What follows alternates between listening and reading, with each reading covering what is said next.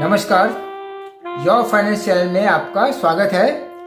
Your finance, जहां हम finance को करते हैं आसान। मैं हूं निरंजन और आज हम बात करेंगे टाइम वैल्यू ऑफ मनी। मतलब आपका पैसे के ऊपर समय का क्या असर है। तो मैं एक छोटा सा एग्जाम्पल उदाहरण के तौर से बताएंगे कि आज आप मुझे 1000 रुपया दे रहे हो और आप बताएं निरंजन आज आप 1000 रुपया ले लो, या तो मैं आपको 1 साल बाद देता हूं। तो नेचुरली मैं बोलूँगा आज ही आप दे दो।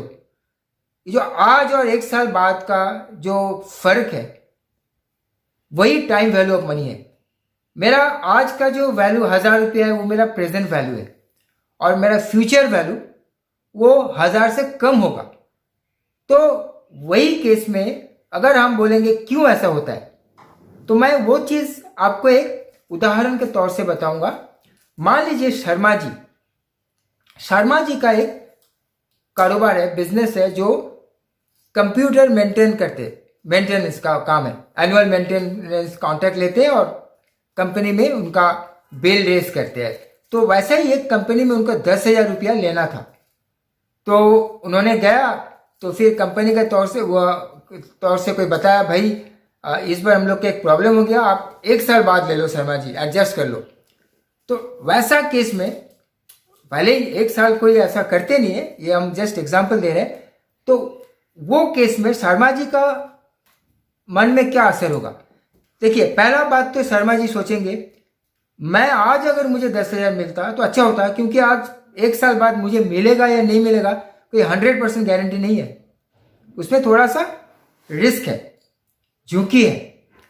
और दूसरी बात है, आज वो पैसा अगर मिले तो आज का जो 10,000 का वैल्यू है 1 साल बाद वो वैल्यू इतना नहीं रहेगा। मतलब बीच में महंगाई, इन्फ्लेशन, हम एक्सपेक्ट करेंगे कि हर साल इन्फ्लेशन होता है। तो इन्फ्लेशन के वजह से ये 10,000 रुपया आज जितने सामान खरीद सकते हैं, तो परचेजिंग पावर जितनी है ये 10,000 का, वो 1 साल बाद इतना नहीं रहेगा इन्फ्लेशन की वजह से।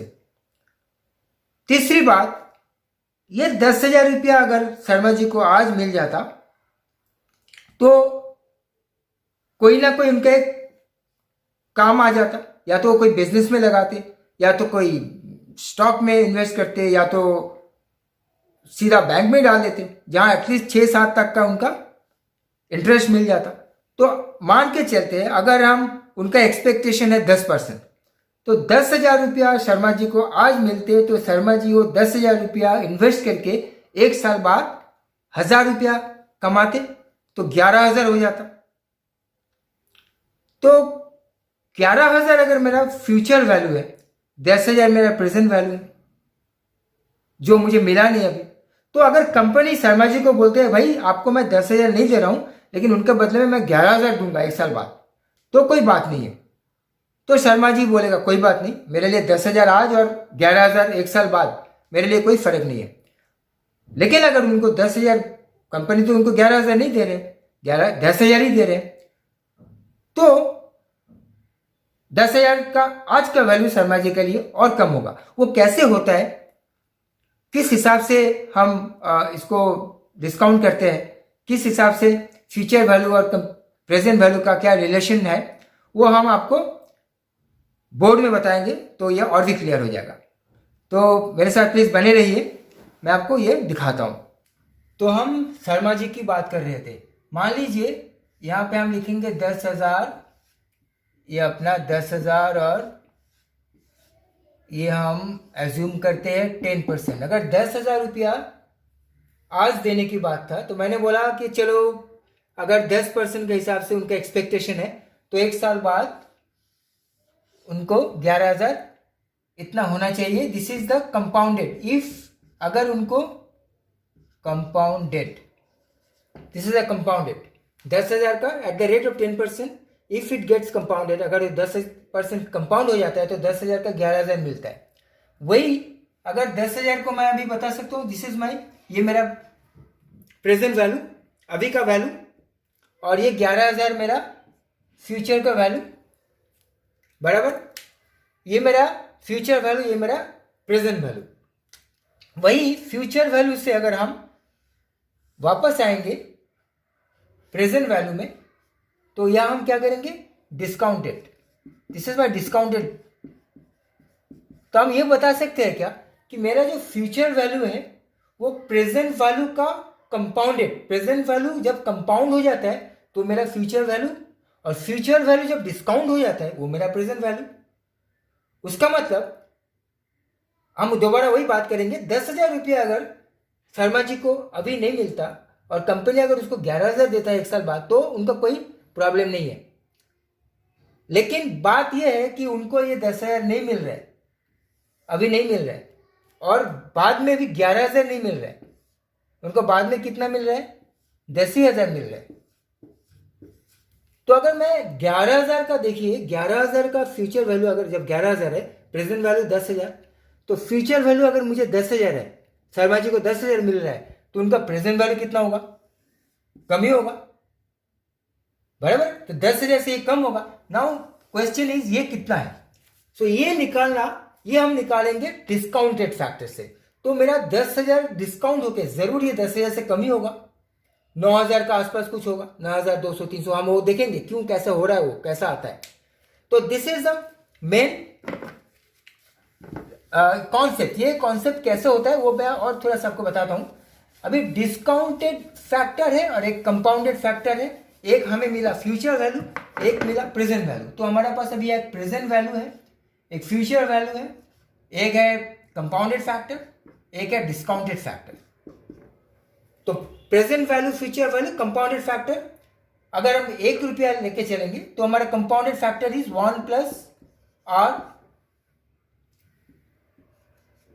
Raise to the power n, और डिस्काउंटेड फैक्टर है 1/1 plus r raise to the power n। अभी present value is equal to future value into discounting factor, और future value is equal to present value into compounding factor. मतलब मेरा जो future value है वो present value compounded होके future value होता है, और प्रेजेंट वैल्यू फ्यूचर वैल्यू का discounted figure is present value, उल्टा। तो ये सिचुएशन में अगर हम प्रेजेंट वैल्यू डिस्काउंटेड फैक्टर यहां पे हम पुट करेंगे तो ये हमें एक फॉर्मूला देगा, present value is equal to future value into 1/1 plus r raise to the power n। R मेरा एक्सपेक्टेड रेट ऑफ रिटर्न और n है नंबर ऑफ ईयर्स, और future value is equal to, आप जस्ट रीअरेंज कीजिए इसको, ये multiply हो जाएगा, प्रेजेंट वैल्यू यहाँ पे वैसे ही है, into 1 plus r raise to the power n। So ये अपना प्रेजेंट वैल्यू और फ्यूचर वैल्यू का फॉर्मूला जब हम सिंगल कैश फ्लो की बात कर रहे हैं। तो अभी हमारा जो केस था, 10,000 रुपया का फ्यूचर वैल्यू शर्मा जी को मिल रहा है, तो शर्मा जी को 10,000 अगर 1 साल बाद मिल रहा है तो 10,000 रुपया का आज का वैल्यू कितना है। मतलब शर्मा जी उनको ये बता सकते हैं, भाई मुझे 10,000 मत देना, मुझे उसका बदले में आज इतना दे दो, चलेगा। तो 10,000 रुपया मेरा फ्यूचर वैल्यू है, मेरा मतलब शर्मा जी का। तो हम ये फॉर्मूला में जाएंगे तो 10,000 is equal to present value मुझे पता नहीं है, present value into 1 plus r raise to the power n, और present value is equal to 10,000, या तो मैं डायरेक्टली इधर भी लिख सकता था, 10,000 divided by 1 plus r raise to the power n। अभी 10,000 डिवाइडेड बाई, यहाँ पे 1 साल बाद उनको पैसा मिलना है, दिस ओनली आफ्टर 1 ईयर, तो 1 r is 0.1 raise to the power 1, तो 10,000 डिवाइडेड बाई 1.1 वो मुझे एक फिगर देगा 0.909 समथिंग, 909.9090। उसका मतलब 10,000 डिवाइडेड बाई 1.1 करेंगे तो सॉरी 0 ये नहीं आएगा, 9,090। इसको अगर हम अलग से करेंगे 1 बाई 1.1 दैट इज 0.9090, अपना इस केस में हम ऑलरेडी हम लोग 10,000 का वैल्यू पुट कर रहे हैं, तो 10,000 डिवाइडेड बाई 1.1 इज 9090। मतलब शर्मा जी को अगर हम इंस्टेड ऑफ 10,000 नहीं देंगे, अगर हम शुरू में 9,090 देंगे, मतलब शर्मा जी बोल सकते हैं कि आप मुझे 9,090 दे दो, एक साल बाद मुझे 10,000 आप मत देना। तो मेरे लिए 10,000 फ्यूचर वैल्यू का मतलब है आज का प्रेजेंट वैल्यू। तो मुझे 10,000 मत दीजिए, मुझे 9,090 आज दे दीजिए। तो एक साल बाद का ये डिस्काउंटेड वैल्यू। सेकेंड ईयर होगा तो और भी कम हो जाएगा। अगर मुझे नहीं एक साल बाद नहीं, मुझे 2 साल बाद देना है, तो 2 साल बाद पैसा मिलेगा, तो आज का प्रेजेंट वैल्यू और भी कम हो जाएगा। तो that is a discounted factor. तो इस हिसाब से हम प्रेजेंट वैल्यू और फ्यूचर वैल्यू का रिलेशन दिखाते हैं। मैं और एक रिलेशन आपको उदाहरण दिखाऊंगा। मुझे कार खरीदनी है 5 लाख का, ये मेरा टारगेट है, और 5 साल का टारगेट है, 5 साल बाद। सो और मुझे एक्सपेक्टेड रिटर्न, जो मुझे रेट ऑफ इंटरेस्ट मान लीजिए एक्सपेक्टेड रिटर्न है 10%, ये मुझे मिलेगा। तो मुझे कितना पैसा आज बैंक में या कहीं भी डालना है ताकि मैं 5 साल बाद मुझे 5 लाख मिले। तो ये केस में हम ये दिखा सकते हैं, ये 5 लाख मेरा फ्यूचर वैल्यू है। This is my future value, this is my future value. और मुझे 5 साल मतलब ये मेरा एन है और ये मेरा आर है। तो मुझे प्रेजेंट वैल्यू चाहिए। व्हाट इज माई, मेरा प्रेजेंट वैल्यू कितना है, तो हम वही फॉर्मूला यहां पे यूज करेंगे। तो मेरा present value is equal to future value into 1 upon future value into 1 upon 1 plus r raise to the power n. तो यहां पे हमें प्रेजेंट वैल्यू पता नहीं है, फ्यूचर वैल्यू 5 लाख है, हम यहां लिखेंगे 5 lakh divided by 1.1 raise to the power, यहां पे एन हो जाएगा 5। तो एन का वैल्यू कितना होगा वो मैंने ऑलरेडी करके रखा है। ये 5 lakh divided bye 1.61051, this will give me, ये हमें 3,10,450 का वैल्यू देगा। तो मुझे 3.10 लाख का प्रेजेंट वैल्यू मुझे आज इन्वेस्ट करना है, अगर मुझे 5 लाख चाहिए 5 साल बाद, जहां पे मेरा रेट ऑफ रिटर्न 10% का है।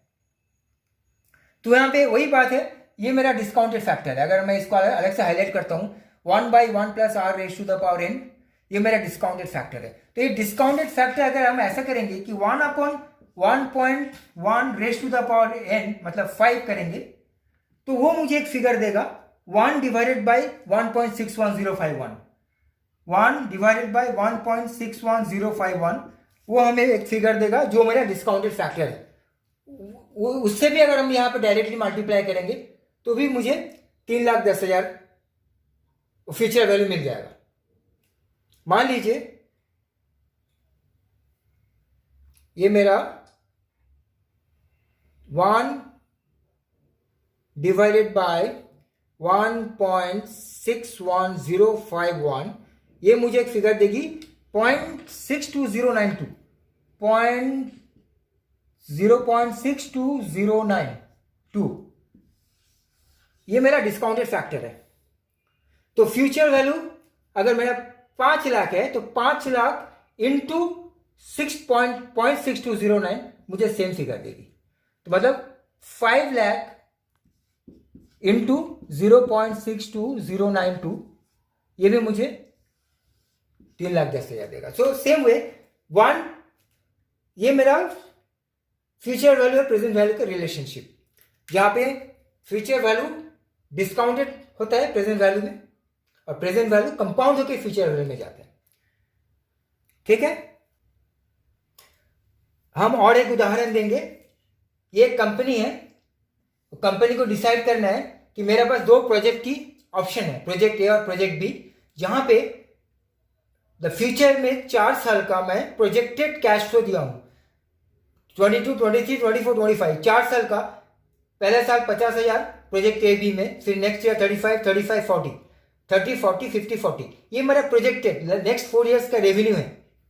और मैं ये एज्यूम करता हूं कि 4 साल में वो प्रोजेक्ट खत्म, मतलब मान लीजिए कोई ट्रांसपोर्ट का प्रोजेक्ट है कि 4 साल बाद मैं मेरे पास 5 ट्रक था, कुछ भी था, वो ट्रक लास्ट ईयर में मैं बेच दिया, वो मेरा टर्मिनल 40 है दिख रहा है, वो मेरा टर्मिनल कैश, वैसा समझ के हम चलेंगे। तो ये इनकम से हमें ये पता करना है कि फ्यूचर वैल्यू और प्रेजेंट वैल्यू का कॉन्सेप्ट से हमें कौन सा प्रोजेक्ट चुनना है। तो लॉन्ग टर्म कोई भी एसेट खरीदने के लिए, प्रोजेक्ट में इन्वेस्ट करने के लिए हमें किस तरह से डिसाइड करना पड़ता है वो हम दिखाएंगे। अभी जैसे हमने पहले सीखा था कि प्रोजेक्ट कोई भी हमारा जो इनकम है, वो प्रेजेंट जो इनकम है, वो अगर हम जो फ्यूचर इनकम है, ये हमारा फ्यूचर कैश इनफ्लो है, वो अगर हम प्रेजेंट में कन्वर्ट करेंगे आज का दिन में, तो 50,000 इंटू डिस्काउंटेड फैक्टर, तो इतना आएगा। 35 इंटू नेक्स्ट ईयर, 1 साल बाद हमारा डिस्काउंटेड फैक्टर कम हो जाएगा 28,000। तो प्रोजेक्ट ए का जो फ्यूचर कैश इनफ्लो है इंटू डिस्काउंटेड फैक्टर हमें प्रेजेंट वैल्यू देगा। सेम वे में प्रोजेक्ट बी का भी 30,000 इंटू दिस, 40,000 इंटू दिस, 50,000, इस तरह से हमें प्रेजेंट वैल्यू मिल रहा है। तो टोटल जो प्रेजेंट वैल्यू है वो है प्रोजेक्ट ए में 1,27,000 और प्रोजेक्ट बी में है 1,25,000।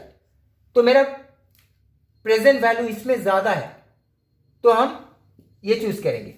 पहली बात तो है हम दोनों ही चूज करेंगे, मतलब दोनों ही हमारे लिए अच्छा है, क्योंकि हमारा इन्वेस्टमेंट है 1 लाख। तो हमारा जो आज का जो इन्वेस्टमेंट है 1 लाख है, तो आज का इन्वेस्टमेंट से अगर हमें ज्यादा मिल रहा है, फ्यूचर में जो इनकम है उसको हम प्रेजेंट में कन्वर्ट करके अगर वो 1 लाख से ज्यादा है, तो हमारा नेट प्रेजेंट वैल्यू पॉजिटिव में है। मतलब 1,27,000 1.27 लाख माइनस 1.00, ये 27,000 जो है ये मेरा पॉजिटिव है। तो जब तक पॉजिटिव रहेगा we will go for that project.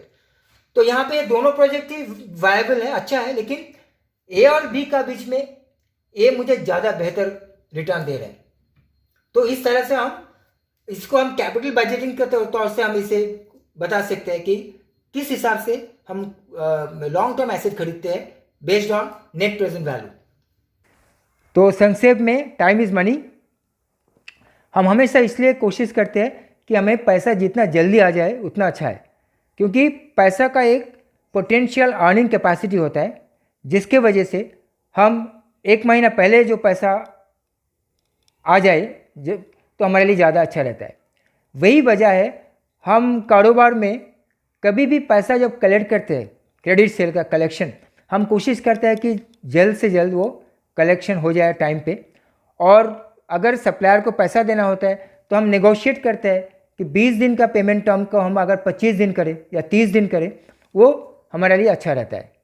वही चीज़ जैसे ये वर्किंग कैपिटल मैनेजमेंट की बात हुई, वही चीज़ अगर लॉन्ग टर्म का कोई एसेट खरीदना है, जैसे हमने एग्जांपल दिया है अपना वीडियो में, जहाँ पे प्रोजेक्ट ए और प्रोजेक्ट बी के उदाहरण हम दिए हैं, वही चीज़ हर एसेट, लॉन्ग टर्म एसेट, जहाँ पे हमें कोई एसेट हमें फ्यूचर में कैश फ्लो जनरेट करता है, तो वो हमें किस तरह से हम प्रेजेंट वैल्यू में कन्वर्ट करके हम उसके बारे में डिसाइड करते हैं कि कौन सा मशीन हमारे लिए ज़्यादा अच्छा रहेगा।